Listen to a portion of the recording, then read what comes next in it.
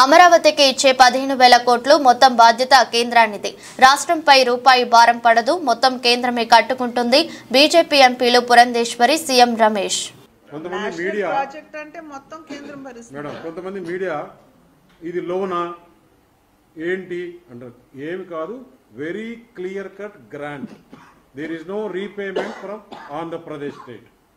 100% grant.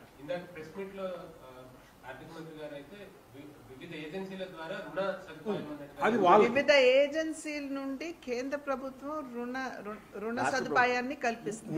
Sovereignty ఎవరు? కేంద్రం.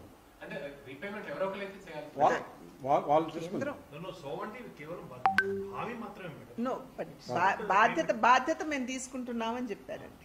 ముందు నుంచి కూడా ఫస్ట్ పోలవరం ఎప్పుడైతే రియాక్ట్ అవును అంతే కదా.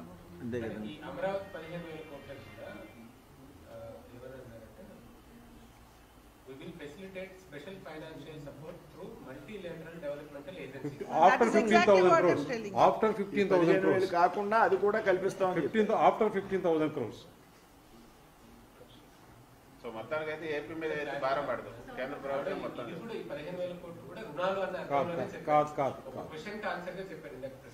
No, but still, the center will take the responsibility.